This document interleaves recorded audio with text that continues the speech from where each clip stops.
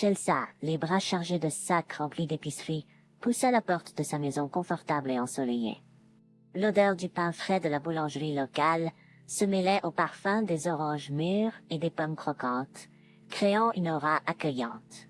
Alors qu'elle déballait et rangeait méthodiquement la nourriture dans le réfrigérateur, ses yeux se dirigèrent vers la fenêtre donnant sur la pelouse. Là, sous le soleil de l'après-midi, se trouvait Mark, son petit ami, en train de jouer à chat avec ses deux enfants, Lily et Max. Leur rire résonnait dans l'air, remplissant le cœur de Chelsea de chaleur. « Maman, regarde, je suis en train de gagner. » La voix excitée de Max résonna alors qu'il passait devant la fenêtre, sa petite sœur sur ses talons. Mark, avec un large sourire, faisait semblant d'être dépassé par les enfants, ses yeux croisant ceux de Chelsea, pour un bref instant, partageant un message silencieux d'amour et de contentement. C'était la vie dont elle avait toujours rêvé, une existence simple, mais épanouissante, entourée d'amour et de joie. Mais à son insu, ce voyage heureux allait être ébranlé jusqu'au fondement, mettant à l'épreuve les fondations mêmes de leur rêve. L'histoire de Mark et Chelsea avait commencé dans le monde numérique, un conte moderne de connexion forgé dans le vaste réseau d'Internet. Il y a plus d'un an, ils s'étaient trouvés sur un site de rencontre, deux âmes cherchant de la compagnie au milieu du chaos du monde en ligne. Leur première conversation était hésitante, remplie d'incertitude et d'excitation pour ces nouvelles connexions. Ils se sont liés autour d'intérêts communs, trouvant un terrain d'entente dans leur amour pour la musique indépendante, leur penchant pour la randonnée et leur appréciation mutuelle pour la littérature classique. Leur premier rendez-vous était dans un café pittoresque niché dans un coin tranquille de la ville. Leur nervosité était palpable, mais alors qu'ils parlaient, riaient et partageaient des histoires, la gêne initiale s'est dissipée. Remplacée par une aisance confortable, ils ont trouvé en l'autre une compréhension inattendue, un sentiment de familiarité qui démentait le peu de temps qu'ils se connaissaient. Ce qui a profondément touché Chelsea chez Mark, c'est son acceptation inébranlable et son accueil de sa vie de mère. Dans ses expériences passées avec les rencontres en ligne, la révélation qu'elle avait deux enfants d'un précédent mariage marquait souvent la fin des relations naissantes. Beaucoup d'hommes qu'elle rencontrait perdaient leur intérêt ou s'éloignaient après avoir appris son statut parental, la laissant découragée et sceptique. Et sceptique quant à trouver un partenaire qui accepterait elle et ses enfants. Mais Mark était différent. Lorsque Chelsea a abordé avec prudence le sujet de ses enfants Lily et Max lors de leur première conversation, elle s'est préparée au schéma familier de retrait. Cependant, la réaction de Mark était tout sauf typique. Au lieu de s'éloigner, il a exprimé un véritable intérêt pour sa vie de mère. Il a demandé des nouvelles de ses enfants, non pas par obligation, mais par un sincère désir d'en savoir plus sur son monde et les petits qui en faisaient partie. Chelsea avait 45 ans, tandis que Mark venait de fêter ses 32 ans. Leur différence d'âge était remarquable, mais cela ne semblait pas leur importer. Les amis de Chelsea, voyant à quel point elle était heureuse, étaient prudents quant à partager leurs pensées sur Mark. Certains croyaient silencieusement qu'il était trop jeune pour être avec une femme de 45 ans, mais seuls quelques-uns avaient le courage de le dire. La plupart de ses amis se retenaient, ne voulant pas contrarier Chelsea. Ils comprenaient la délicatesse de la situation. Leur réticence à parler n'était pas sans raison. Il y a eu un incident lors d'un barbecue entre amis qui a marqué les esprits. Vanessa, sur un ton à moitié plaisant, a mentionné l'âge de Mark. « Alors Chelsea, quand tu auras 65 ans, Mark n'en aura que 52, n'est-ce pas ?» Vanessa a commenté avec un léger rire. Le commentaire a attiré l'attention de tout le monde, tous les yeux se tournant vers Chelsea, attendant sa réaction. Chelsea a souri et a balayé cela ce jour-là, mais cela l'a dérangée. Plus tard, elle a envoyé un long email à Vanessa. Elle a expliqué avec passion que c'était sa vie et que personne d'autre n'avait le droit de juger. Elle a écrit sur la façon dont Mark, malgré son jeune âge, lui a montré un niveau d'amour et de soin qu'elle n'avait jamais connu auparavant. Vanessa a répondu avec une seule question pointue. « N'es-tu pas curieuse de savoir pourquoi un bel homme de 32 ans est si attentif envers une femme de 45 ans avec deux enfants ?» Chelsea ne pouvait pas nier que la question la piquait un peu, mais au fond d'elle, elle connaissait la vérité sur leur relation. C'était pas une guise de commodité, c'était une véritable connexion et un respect mutuel. Du moins c'est ce qu'elle pensait. Une nuit, Chelsea marchait anxieusement dans leur petit et confortable salon, jetant un coup d'œil à l'horloge toutes les quelques minutes. Il était bien passé minuit et Mark n'était toujours pas rentré du travail. Ce n'était pas tout à fait inhabituel. Mark travaillait souvent tard, perdant la notion du temps dans son travail de bureau chargé. Mais ce soir-là, ça semblait différent. Une inquiétude lancinante tordait son estomac. Elle a essayé d'appeler son téléphone portable plusieurs fois, mais chaque tentative a été accueillie par le même message frustrant. Le numéro que vous avez composé est actuellement éteint. Le cœur de Chelsea se serrait un peu plus à chaque fois qu'elle l'entendait. Ce n'était pas dans les habitudes de Mark d'éteindre son téléphone, surtout lorsqu'il travaillait tard. La maison était étrangement silencieuse. Le tic-tac de l'horloge dans le couloir résonnant de manière moqueuse. Chelsea a essayé de se distraire en lisant, en regardant la télévision, même en faisant le ménage. Mais rien n'a fonctionné. Son esprit était fixé sur l'absence de Mark. Peut-être que c'est une surprise, murmura-t-elle pour elle-même, essayant de rester positive. Peut-être qu'il prépare quelque chose de spécial pour moi ou pour les enfants. Mais au fond d'elle, elle savait que ce n'était pas probable.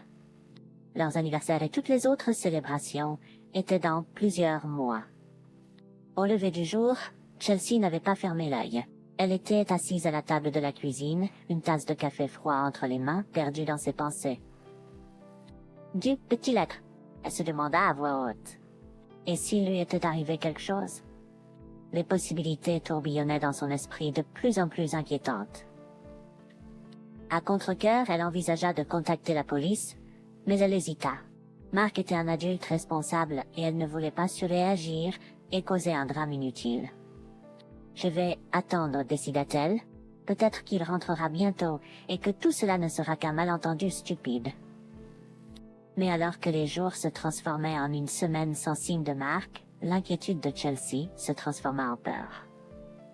Chaque appel téléphonique faisait battre son cœur, espérant que c'était Mark, ou au moins quelqu'un avec des nouvelles de lui. Mais chaque appel se terminait par une déception.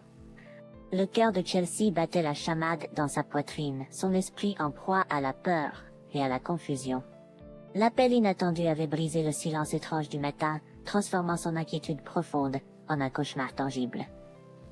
Elle serrait le téléphone fermement, sa voix tremblante lorsqu'elle répondit. « Allô ?» Elle chuchota, sa voix à peine audible. Au moment où elle entendit la voix de Mark, un mélange de soulagement et de crainte l'envahit. « Oh mon Dieu, Mark, ça va? Où es-tu ?» elle cria, les larmes coulant sur son visage. Avant que Mark puisse répondre, le téléphone lui fut brusquement arraché. La voix froide et menaçante qui suivit la glaça jusqu'aux os. Chelsea écouta avec horreur l'étranger décrire la situation terrifiante. Mark était retenu en otage à cause d'une dette. L'avertissement sévère contre l'implication de la police. L'implication de la police ne fit qu'augmenter sa panique.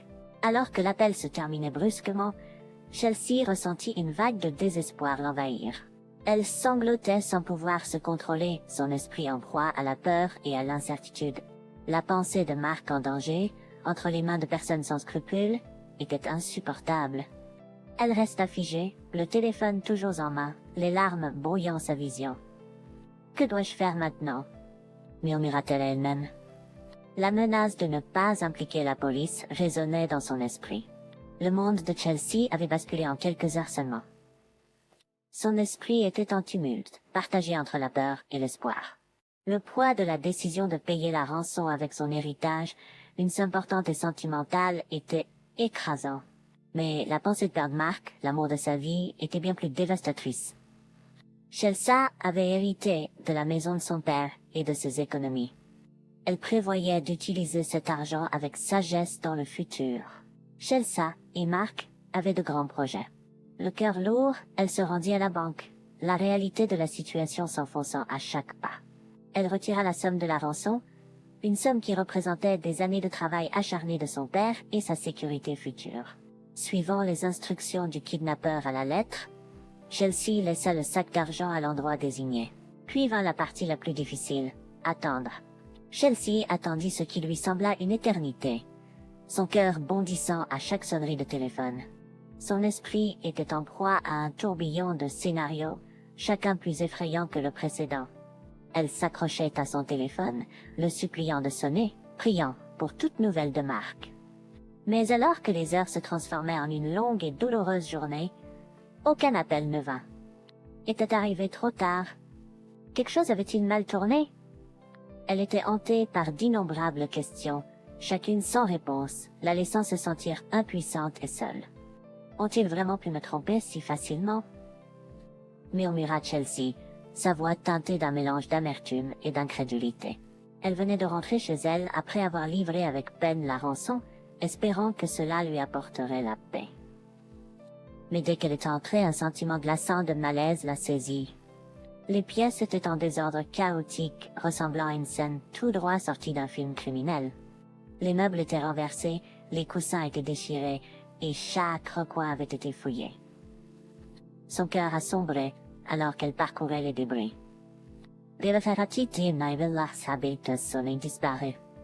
C'était pas juste un cambriolage, c'était un pillage calculé et impitoyable. Le voleur ou les voleurs savaient exactement où chercher, suggérant une trahison qu'elle ne pouvait pas comprendre. Qu'ai-je fait pour mériter ça? Elle murmura, sa voix se brisant alors qu'elle s'agenouillait au milieu de ses biens brisés. C'était plus qu'un simple vol. Cela ressemblait à une attaque personnelle cruelle, la dépouillant non seulement de ses possessions, mais aussi de sa sécurité et de son espoir. La réalisation que quelqu'un connaissait bien sa maison, pour faire ça, lui envoyait un frisson dans le dos. Elle était laissée à lutter avec sa peur grandissante et son désespoir croissant, se sentant plus isolée que jamais. Debout dans les ruines de sa maison violée, elle se sentait complètement vaincue. Le destin semblait se moquer d'elle, testant ses limites de la manière la plus éprouvante. Max et Lily, qui étaient juste en maternelle, seraient surpris de trouver leur maison en désordre en rentrant chez eux. Leur expliquer que Mark, quelqu'un qu'ils avaient appris à aimer, pourrait ne jamais revenir, était une pensée effrayante pour elle.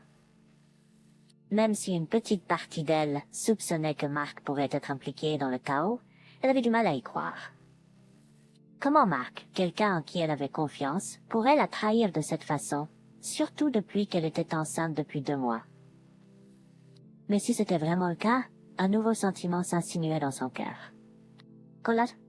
Les larmes remplirent ses yeux alors que Chelsea commençait à nettoyer le désordre, poussée par l'inquiétude. Elle déplaçait frénétiquement des sacs de choses dans le garage, essayant de cacher le chaos à Max et Lily lorsqu'elle les ramènerait à la maison. Cependant, après seulement 30 minutes, le fardeau émotionnel la submergea. Elle ne pouvait pas supporter la pression et s'effondra en larmes sur le porche, ses mains trop faibles pour continuer. Chelsea était submergée de larmes, incapable de s'arrêter de pleurer. Au milieu de sa tristesse, elle entendit soudain une voix inattendue, la dernière qu'elle voulait entendre à ce moment-là. C'était Grant, un homme de 80 ans qui vivait seul de l'autre côté de la rue. Sa maison était ancienne et presque inhabitable. Chelsea et ses enfants avaient toujours été méfiants envers Grant. Ils le trouvaient étrange, surtout quand il passait devant eux dans ses vêtements usés, son regard intense rendant les enfants de Chelsea mal à l'aise. Il y a une fine ligne entre l'amour et la haine, dit Grant doucement, sa voix basse et calme. Alors que Chelsea était assise là, la présence de Grant la déroutait au début. Elle l'avait toujours vu comme l'homme étrange et solitaire qu'elle soupçonnait d'espionner sur elle. La seule interaction que sa famille ait jamais eue avec Grant était un incident malheureux impliquant un boomerang et sa fenêtre. Le fils de Chelsea, Max, avait décrit Grant comme un fou, racontant l'incident, racontant comment Grant avait prédit de manière inquiétante que Mark, le mari de Chelsea, aurait une chute.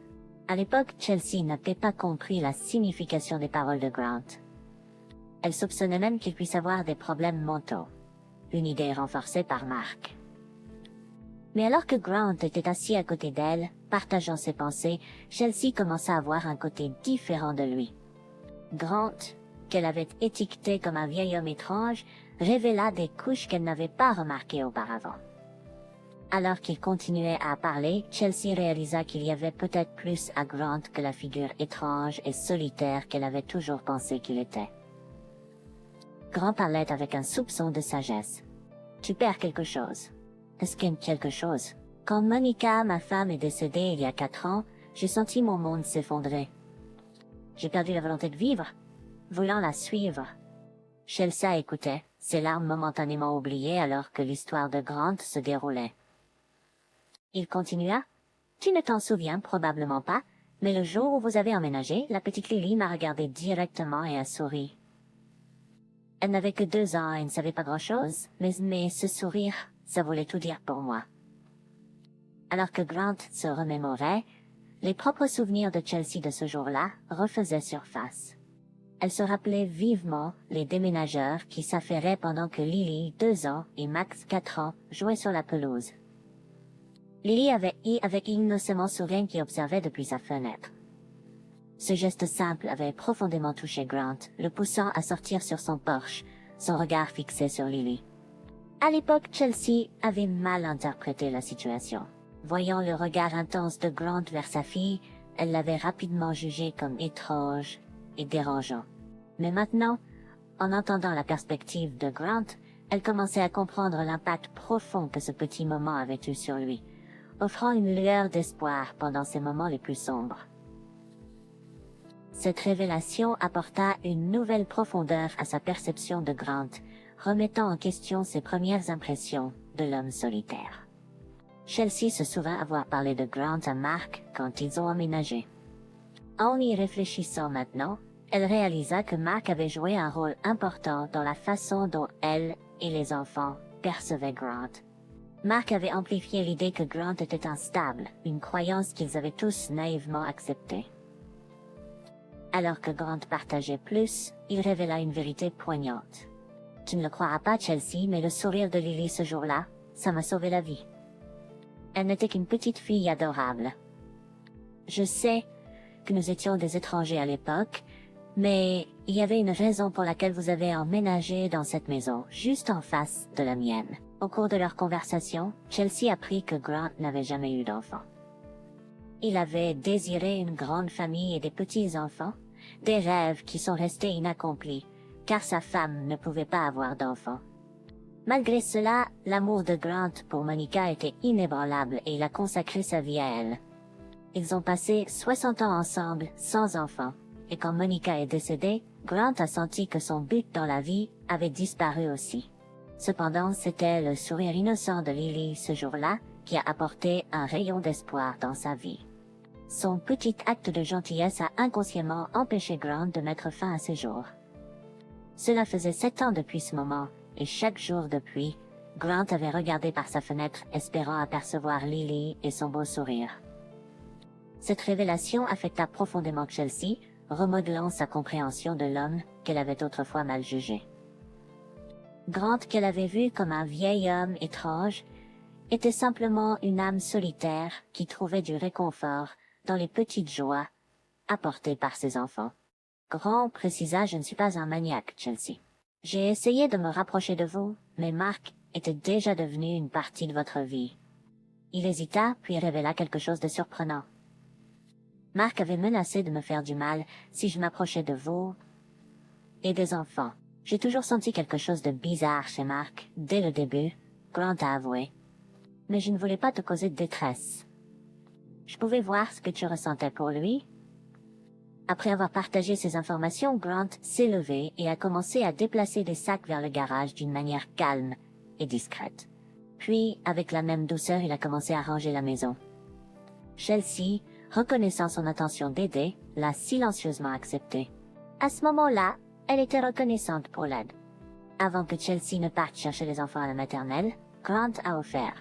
« Je vais m'occuper du reste du nettoyage. Tu peux y aller. » Chelsea, sans un mot, est partie, sachant que cela lui prendrait environ 1h30 pour le trajet aller-retour. À son retour, Chelsea a été accueillie par une maison propre et bien rangée. Elle s'attendait à ce que Grant soit toujours là, mais il était introuvable. Son acte de gentillesse silencieux avait transformé l'espace, laissant Chelsea réfléchir à l'homme mal compris qui vivait de l'autre côté de la rue. Chelsea a traversé la rue avec une nouvelle compréhension et a frappé à la porte de Grant pour la première fois de sa vie. « Pourquoi es-tu parti? »« Je voulais que tu rencontres les enfants, » a-t-elle demandé, sa question ponctuée par l'arôme alléchant de friandises fraîchement cuites qui émanait de l'intérieur. Grant, les mains encore couvertes de farine, a souri et a répondu « Je voulais te laisser de l'espace et du temps avec ta famille. Mais je suis content que tu sois venu. » Il semblait un peu surpris par sa visite. « Oh, je ne pensais pas que les petits seraient très friands de moi en ce moment, » a-t-il répondu modestement. Chelsea savait qu'il avait raison. La mauvaise image de Grant que Mark avait donnée avait profondément influencé Lily et Max. Ils avaient vraiment peur de lui, tremblant souvent à la vue de l'homme âgé dans sa maison délabrée.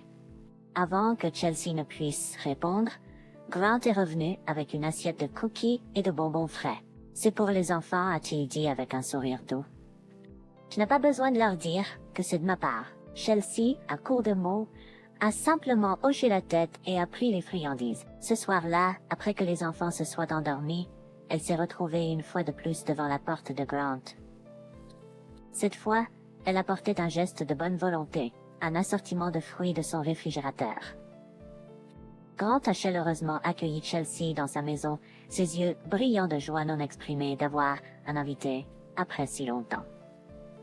La maison, qui était restée fermée au monde pendant des années, s'ouvrait maintenant à une voisine qu'il avait autrefois vue avec appréhension. Alors qu'il s'installait dans un silence confortable, Chelsea a rompu le silence, sa voix teintée de regret. « Je devrais t'avoir remercié correctement, Grant, et je suis ici pour m'excuser pour la façon dont nous t'avons traité. Je suis vraiment désolée. » Avant qu'elle ne puisse continuer, Grant l'a gentiment interrompue. « Ce n'est pas ta faute, ma chérie. Ne t'en fais pas. Je suis juste heureux que tu sois ici. » Chelsea a appris qu'il avait été plus de 5 ans depuis que quelqu'un avait visité la maison de Grant. Les idées fausses du quartier l'avaient peint comme un paria, une figure incomprise, enveloppée de rumeurs infondées. Alors qu'ils discutaient, Grant a partagé son passé avec Chelsea, révélant une vie à la fois fascinante et inattendue.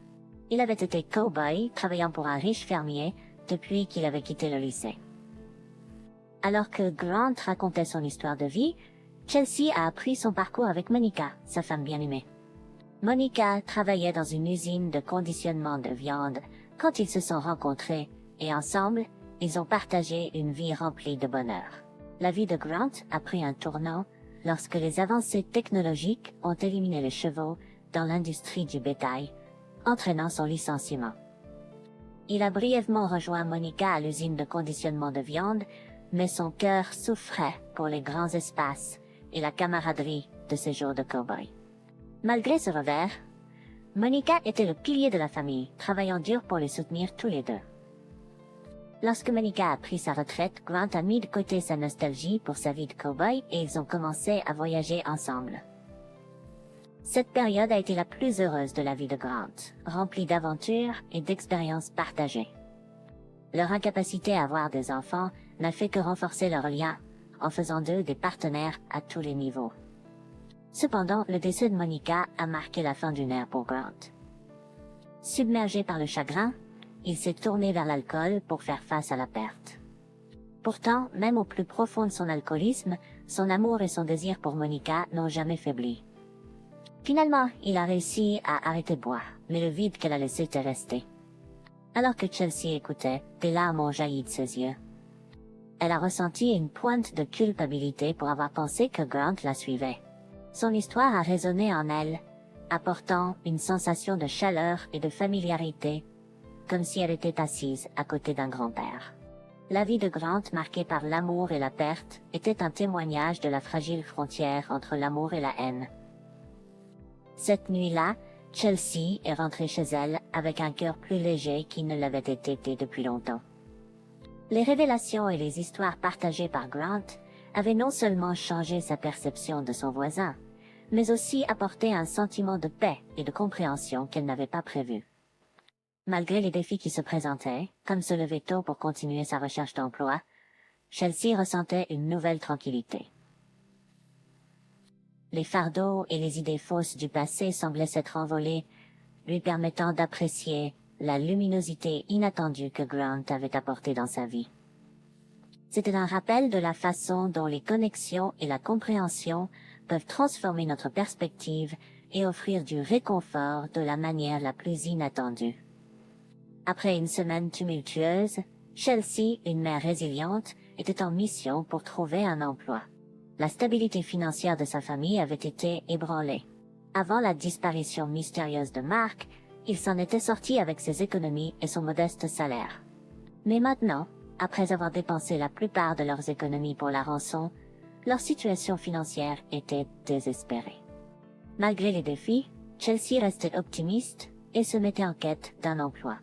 Reconnaissant la nécessité d'une intervention officielle, surtout compte tenu des menaces et des préoccupations entourant le comportement de Mark, Chelsea avait pris la décision responsable de contacter la police. Les autorités lui avaient assuré qu'elles mèneraient une enquête sur l'affaire.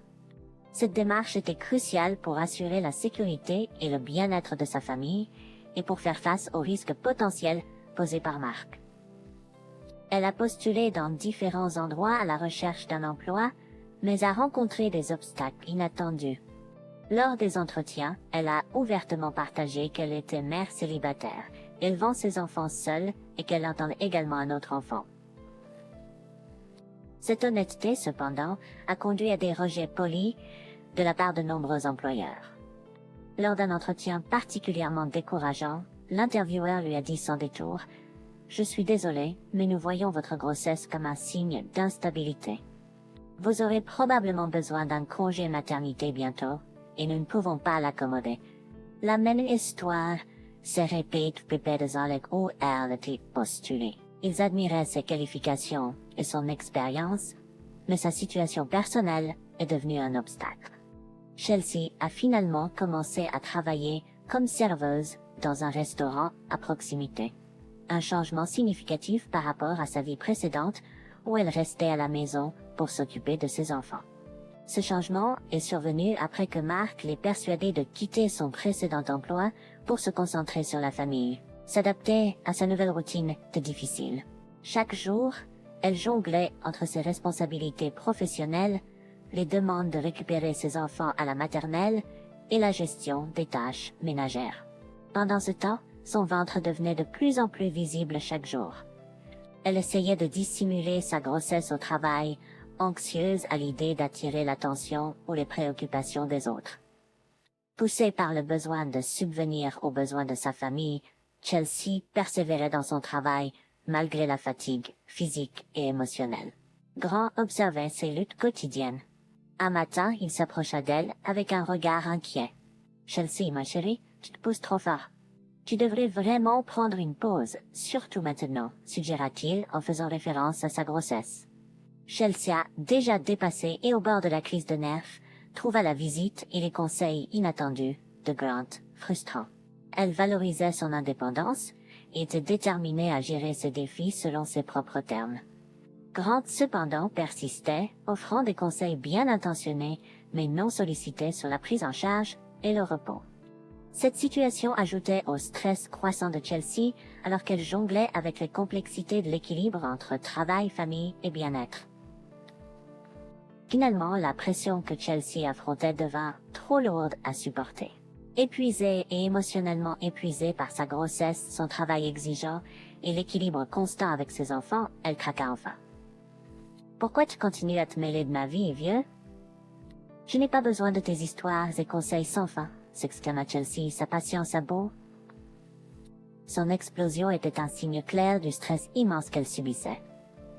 Continuant dans son état émotionnel exacerbé, elle remit en question la compréhension de Grant de sa situation. Comment suis-je censée nourrir mes enfants si je travaille pas? Et qu'est-ce que je travaille pas? Et qu'est-ce que tu sais de l'éducation des enfants de toute façon? Tu n'en as jamais eu toi-même, dit-elle, sa voix craquant d'un mélange de colère et de désespoir. Alors qu'elle se tenait là, haletante, son visage montrait la profondeur de son tourment émotionnel. Grant était visiblement blessé par ses paroles, touché au plus profond de ses points sensibles. Cependant, il essayait de masquer sa douleur avec un sourire, concédant qu'il n'était peut-être pas en mesure d'offrir des conseils parentaux. « Tu as raison. Qui suis-je pour te conseiller sur ces questions ?» dit-il doucement. Il n'y avait pas grand-chose d'autre que Grant pouvait dire en réponse. Il se tenait là, forçant un sourire, mais ses yeux trahissaient ses vrais sentiments. Des larmes commencèrent à monter, reflétant sa tristesse intérieure. Pour cacher sa vulnérabilité, Grant se détourna rapidement, cherchant à partir discrètement, sans révéler son état émotionnel. Après le départ de Grant, Chelsea s'effondra par terre, submergée par ses émotions. Des larmes coulaient sur son visage alors qu'elle luttait avec la dure réalité de sa situation.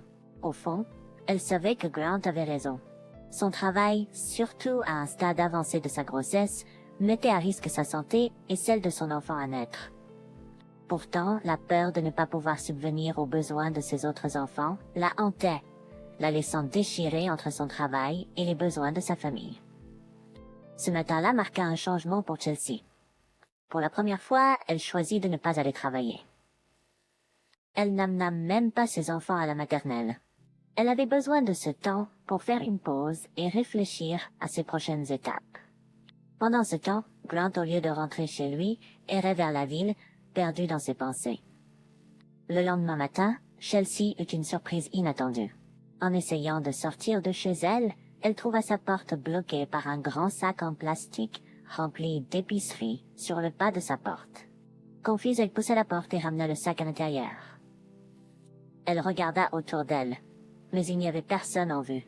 Pensant qu'il s'agissait d'une erreur de livraison, Chelsea décida de garder le sac dans sa cuisine, temporairement, en attendant que quelqu'un le réclame. Cependant, personne ne vint le chercher, même en fin de soirée.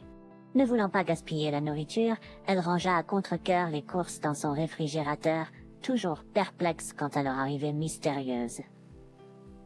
Le schéma de livraison mystérieuse continua le lendemain, laissant Chelsea encore plus perplexe. Cette fois-ci, la surprise sur le pas de la porte est un sac rempli de jouets. Max et Lily étaient ravis à la vue des jouets et essayèrent de les attraper avec enthousiasme. Chelsea, cependant, resta prudente, incertaine s'il s'agissait d'une autre erreur de livraison. Elle laissa les enfants jouer avec les jouets sans ouvrir les boîtes, inquiète de ce qu'elle ferait si les propriétaires légitimes venaient les réclamer. Le lendemain matin apporta plus d'excitation. Max, se réveillant tôt, découvrit non pas un, mais 2 sacs à la porte, remplis de fruits et de jouets supplémentaires. Les cris d'excitation de Max réveillèrent Lily, et cette fois-ci, Chelsea laissa les enfants ouvrir les jouets. Les enfants étaient ravis de leur nouveau cadeau, se plongeant dans la joie de nouveaux jouets et livres. Après plusieurs jours de ces livraisons mystérieuses, la curiosité de Chelsea et sa détermination à découvrir la vérité grandirent. L'âge dire. Un matin tôt, elle se réveilla avant l'aube et se positionna devant sa fenêtre, gardant un œil vigilant pour voir qui laissait ses généreux cadeaux à sa porte. Alors que Chelsea observait depuis sa fenêtre, elle fut bouleversée de voir que c'était Grant qui avait été à l'origine des cadeaux. Sachant ses moyens financiers limités, elle fut à la fois touchée et inquiète, se demandant comment il pouvait se permettre une telle générosité. La pensée qu'il puisse recourir au vol pour offrir ses cadeaux la troubla profondément. Déterminée à découvrir la vérité, Chelsea suivit discrètement Grant. Son cœur se serra lorsqu'elle le découvrit en train de travailler comme jardinier chez Hank, un travail qui semblait physiquement exigeant, surtout pour quelqu'un de l'âge de Grant. Submergée par l'émotion, elle se retira dans sa voiture et rentra chez elle, les larmes coulant sur son visage. Ce soir-là, elle revint et observa Grant recevant un paiement de Hank. Elle continua à le suivre discrètement alors qu'il se rendait dans un magasin et en ressortait avec des sacs remplis d'articles.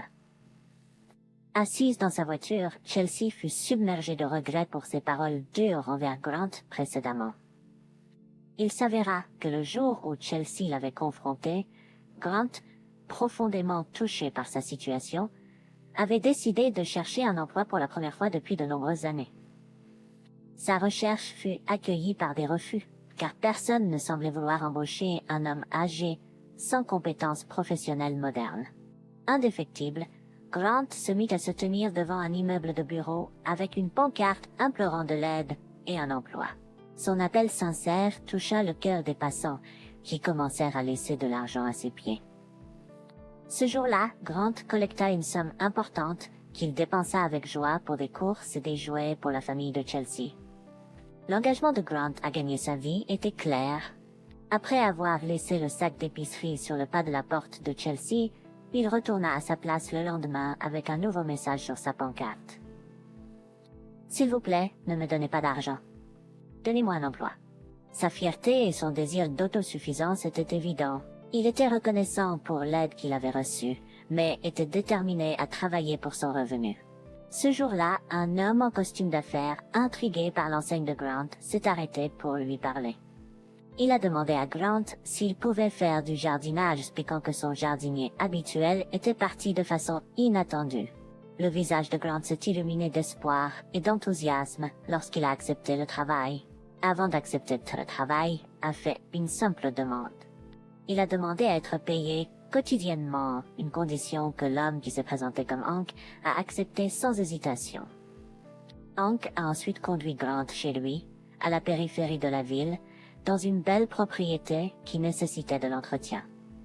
Grant a été montré à la remise à outils et aux zones à entretenir. Il n'a pas perdu de temps et s'est immédiatement mis au travail, déterminé à prouver ça. Son travail acharné et sa dévotion ont porté leurs fruits. À la fin de la journée, Hank était tellement impressionné par les efforts de Grant qu'il lui a remis 2 billets de $100, expliquant qu'il paierait Grant $100 par jour avec les $100 supplémentaires en bonus pour son excellent travail. Merci Hank. Grant a exprimé sa gratitude, profondément touché par la générosité de Hank et l'opportunité de travailler. En quittant la maison de Hank à la fin de la journée, Grant a ressenti un renouveau de sa détermination et de sa dignité. La routine quotidienne de Grant est devenue un témoignage de sa détermination et de sa bonté. Chaque jour, il se consacrait à son travail dans le jardin de Hank, mettant tout son effort et son soin pour s'assurer que tout était parfaitement entretenu. Avec l'argent qu'il gagnait, il faisait des achats réfléchis, achetant des provisions pour nourrir la famille de Chelsea et des jouets pour apporter de la joie à ses enfants. Chaque soir, il laissait discrètement ses marques de sa gentillesse devant la porte de Chelsea, ne demandant rien en retour. Chelsea a été profondément touchée par la dévotion inébranlable de Grant. Elle ressentait un mélange de gratitude et d'embarras pour la gentillesse qu'il avait montrée, et elle savait qu'elle devait exprimer ses remerciements tout en lui demandant gentiment d'arrêter. Rassemblant ses enfants, Max et Lily, Chelsea a décidé qu'il était temps d'avoir une conversation importante avec eux. Elle les a assis et a commencé à expliquer la situation de manière à ce qu'ils puissent comprendre. Max, Lily, vous avez tous ces livres et jouets incroyables que vous avez appréciés dernièrement? Chelsea a commencé, regardant leur visage s'illuminer de joie. Eh bien, j'ai quelque chose de spécial à vous dire. J'ai une nouvelle spéciale à vous annoncer. Ils nous ont en fait été donnés par Grant, le vieil homme qui vit à proximité. Les expressions des enfants ont changé de l'excitation à la surprise.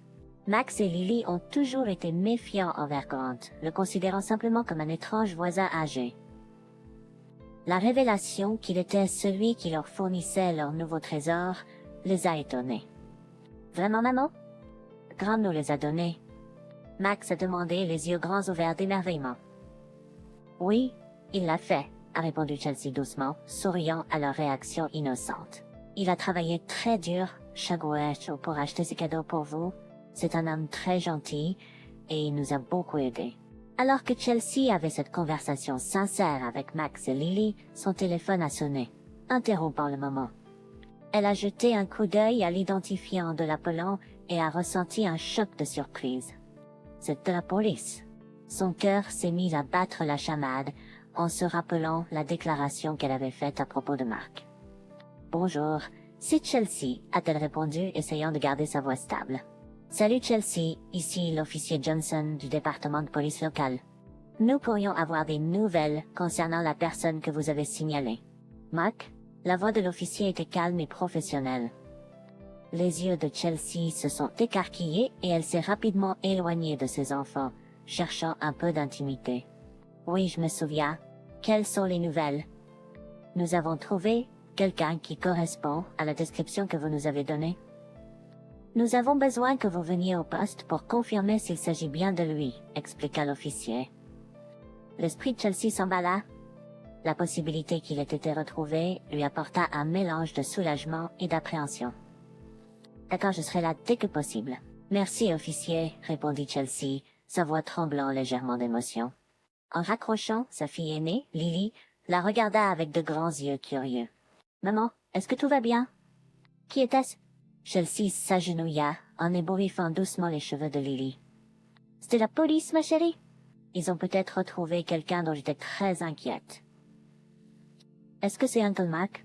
Demanda Lily, son jeune visage rempli de préoccupation. Chelsea hocha la tête, essayant de masquer son propre souci avec un sourire rassurant. Oui, ma chérie. Tu te souviens quand je t'ai dit qu'il avait des ennuis et que je l'ai aidé? Eh bien, je vais au poste de police maintenant pour voir s'ils l'ont vraiment retrouvé. Chelsea arriva au poste de police avec un cœur plein d'espoir, mais en entrant, elle fut accueillie par une réalité qui brisa ses attentes. L'officier Johnson l'amena dans une petite salle d'entrevue austère où elle s'assit, les mains serrées sur ses genoux. Chelsea, merci d'être venue, commença l'officier Johnson, son ton sombre. Nous avons fait une découverte importante. Une découverte importante à propos de Mark, ou plutôt, de la personne que vous connaissez sous le nom de Mark. Le front de Chelsea se plissa de confusion. Que voulez-vous dire? Demanda-t-elle. Le vrai Miles Moore. Il n'est pas celui qu'il prétend être, révéla l'officier, ses yeux rencontrant ceux de Chelsea. Son cœur sombra. Miles Moore, répéta-t-elle, le nom sonnant étranger et froid. Oui, c'est un escroc professionnel avec une longue histoire de tromperie, en particulier des mères célibataires financièrement stables ou susceptibles d'hériter d'argent, continuait l'officier Johnson. Ces mots comme un marteau, pour l'espoir de Chelsea. La pièce semblait tourner alors que Chelsea absorbait cette information. Mais comment a-t-il su pour mon héritage? Elle a demandé. Miles Moore est doué pour rassembler des informations. Il savait pour ton héritage de ton père et a planifié son approche en conséquence. Tout ce qu'il a fait était calculé, exécuté avec précision, expliqua l'officier, son expression mélangeant sympathie et professionnalisme. L'esprit de Chelsea repassa tous les moments qu'elle avait partagés avec Mark, la confiance qu'elle avait placée en lui et l'argent de la rançon qu'elle avait donné, pensant l'aider à sortir de ses ennuis. Tout était un mensonge, une tromperie minutieusement élaborée. J'arrive pas à convaincre que ça. Je lui faisais confiance, murmura Chelsea, sa voix se brisant.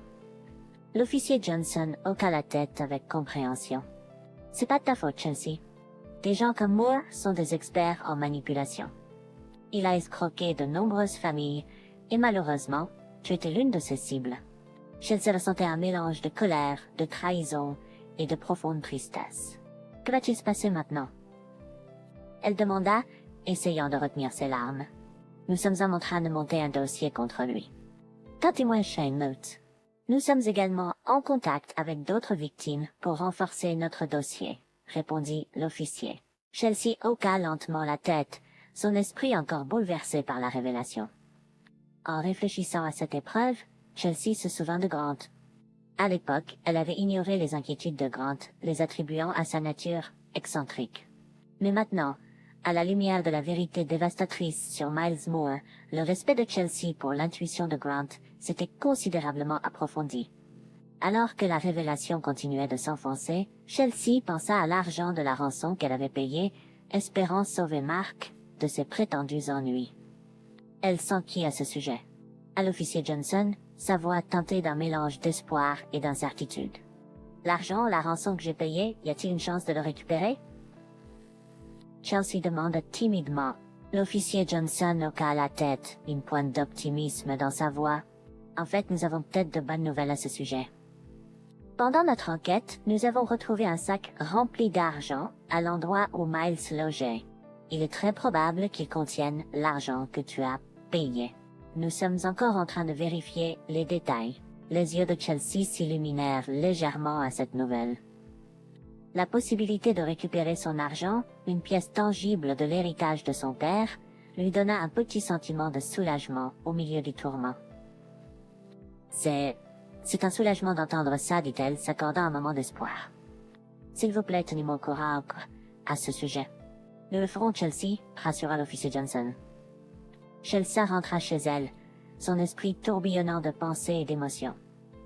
Maintenant, armée de la vérité et d'une nouvelle clarté, ses sentiments s'étaient transformés en un mélange de résolution et de gratitude, surtout envers Grant. Elle se dirigea d'un pas déterminé vers la maison de Grant, le voisin âgé qui avait percé à jour la façade de Mark dès le début. Chelsea a apprécié son point de vue plus que jamais maintenant. Alors qu'elle s'approchait de sa porte, elle prit une profonde respiration, calmant ses émotions. Elle frappa à la porte, et après quelques instants, Grant apparut. Il avait l'air un peu surpris de la voir, son visage marqué par l'inquiétude et la curiosité. Sans un mot, Chelsea s'avança et l'enlaça dans une étreinte sincère. C'était sa façon de montrer sa gratitude, une reconnaissance tacite de sa sagesse et de son regret de ne pas l'avoir écouté plus tôt. Grant, d'abord pris au dépourvu, lui rendit doucement l'étreinte, comprenant la profondeur du geste. Après un bref moment, Chelsea recula, ses yeux rencontrant ceux de Grant. « Merci, dit-elle simplement. » Mais les mots portaient un poids de sincérité et d'appréciation. Grant hocha la tête, un doux sourire sur le visage, transmettant sa compréhension et son soutien, sans avoir besoin de dire quoi que ce soit. Ce soir-là, alors que Chelsea se détendait dans le confort de sa maison, encore en train de traiter les événements de la journée, son téléphone sonna. Voyant le nom de l'officier John sur l'identifiant de l'appelant, elle répondit rapidement, un mélange d'anticipation et d'espoir dans sa voix. « Bonsoir, officier Johnson. »« Bonsoir, Chelsea. J'ai de bonnes nouvelles pour vous, » annonça la voix de l'officier, son ton enjoué. Le cœur de Chelsea fit un bond. « Oui, nous avons terminé notre examen initial du sac de sport que nous avons trouvé chez Miles Moore. La description que vous avez fournie correspond parfaitement, et surtout, le montant d'argent à l'intérieur est conforme à ce que vous avez déclaré comme rançon, » informa l'officier Johnson. Un sentiment de soulagement et de joie submergea Chelsea. C'est incroyable comme nouvelle. Je n'arrive pas à y croire. Nous finalisons encore quelques détails, mais il semble très probable que nous pourrons vous rendre cet argent bientôt, continua l'officier. Chelsea sentit un sourire se dessiner sur son visage, un sentiment d'euphorie bouillonnant en elle. Le retour de l'argent signifiait plus qu'un simple soulagement financier. C'était un symbole de justice, une preuve tangible de bien émerger d'une situation remplie de tromperies. Chelsea se retrouva à revenir au projet qu'elle avait avant que sa vie ne soit perturbée. Son héritage, autrefois une source de vulnérabilité, était maintenant à nouveau un symbole de potentiel et d'opportunité. Elle était déterminée à investir cet argent d'une manière qui honorerait la mémoire de son père et reflèterait les valeurs qu'il lui avait inculquées. Chelsea passait ses soirées à étudier différentes options d'investissement, cherchant quelque chose qui résonnerait en elle et aurait un impact significatif. Elle envisageait un éventail de possibilités, de la création d'une petite entreprise à l'investissement dans des projets communautaires ou même le financement de bourses d'études. Au cours de ses recherches, Chelsea découvrit une entreprise offrant des conseils en affaires. Elle prit rendez-vous et à sa grande surprise, le consultant était Hank, l'employeur de son voisin Grant. « Timon, n'est-ce pas? » Chelsea rit en entrant dans le bureau de Hank. « Grand vit juste en face de chez moi. Je suis ici pour trouver des moyens intelligents d'investir mes économies. » Alors qu'ils examinaient différentes options d'investissement, leur conversation dériva naturellement vers Grant. « Il est bien plus qu'un simple jardinier pour moi, » partagea chaleureusement Hank. « Il fait tellement de choses autour de la maison.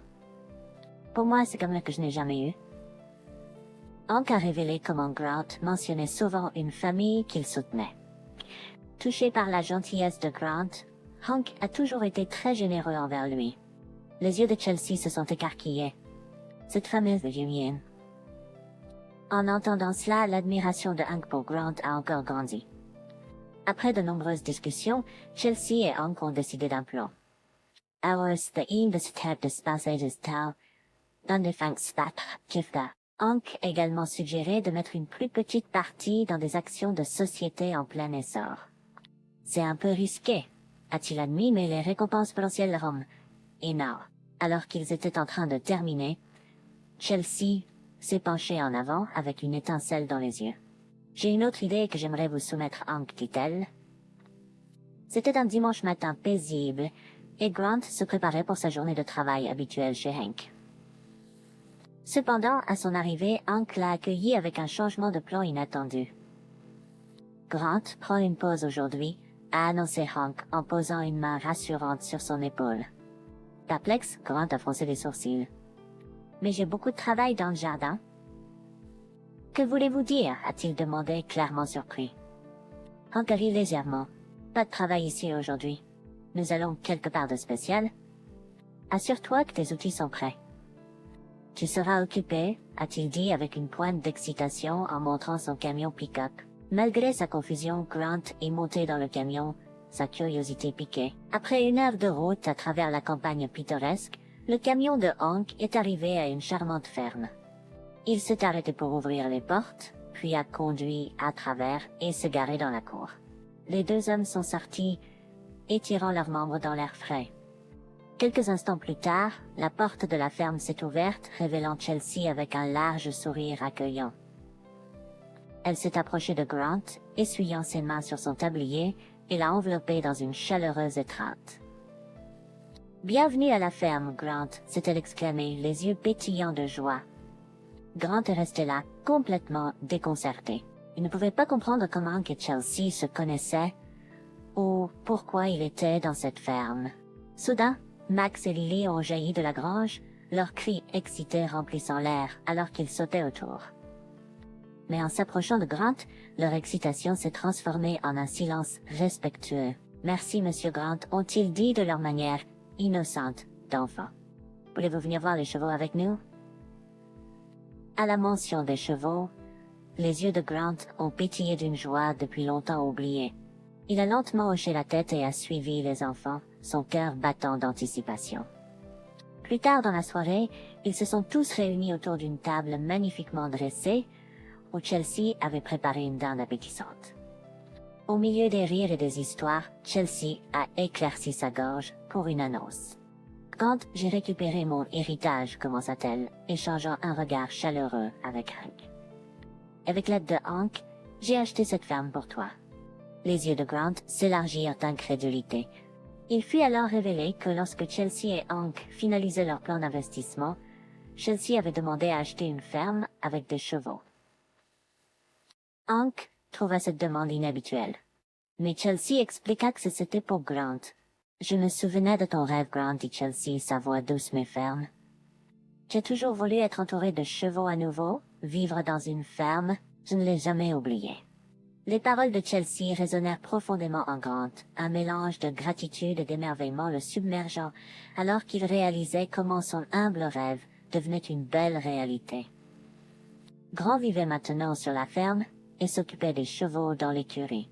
Beaucoup de gens de la ville venaient monter à cheval, et cela devint rapidement une bonne source de revenus pour tout le monde. Max et Lily tombèrent vraiment amoureux de Grant. Ils l'appelaient grand-père Grant. Ils étaient tous comme une grande famille. Chelsea donna enfin naissance à une petite fille, Sophia. Grant était comme un petit enfant. Il était fou de la petite. Hank et Chelsea se rencontraient souvent pour discuter de leurs affaires communes, et à travers ces réunions, ils se rapprochèrent progressivement. Grant s'installa dans sa nouvelle vie à la ferme avec un sentiment de contentement qu'il n'avait pas ressenti depuis des années. Il se consacra aux soins des chevaux dans l'écurie, ses journées remplies des routines paisibles de la vie à la ferme. L'écurie devint rapidement populaire parmi les citadins en quête d'un avant-goût de la campagne. Ils venaient monter à cheval, transformant la ferme en une source florissante de revenus pour tous ceux qui y participaient. Max et Lily se lièrent particulièrement d'amitié avec Grant. Ils l'appelaient affectueusement grand-père Grant, un titre qu'ils chérissaient profondément. Leur lien s'épanouit et ensemble, ils formèrent une unité proche et familiale. La joie dans la maison se multiplia lorsque Chelsea donna naissance à une petite fille nommée Sophia. L'excitation de Grant ne connaissait pas de limite. Il chérissait la petite, son enthousiasme rappelant celui d'un enfant. L'arrivée de Sophia apporta une nouvelle dimension de bonheur à la ferme. Pendant ce temps, Hank et Chelsea continuaient de se rencontrer régulièrement pour discuter de leurs projets d'affaires. À travers ces réunions, leur relation évolua et se renforça. Ils se retrouvèrent à partager non seulement des stratégies commerciales, mais aussi des histoires personnelles et des aspirations, se rapprochant progressivement dans un lien renforcé par le respect mutuel et les expériences partagées. Alors que le soleil se couchait, projetant une lueur dorée sur la ferme, ils étaient tous assis ensemble, se délectant de la simple joie d'être ensemble. C'était un moment de pur contentement, un témoignage des tournants inattendus de la vie qui peuvent mener au plus beau des destinations. Et là, parmi les collines verdoyantes et les doux hennissements des chevaux, ils trouvèrent leur havre de paix. Ils ont enfin trouvé leur fin heureuse. Merci.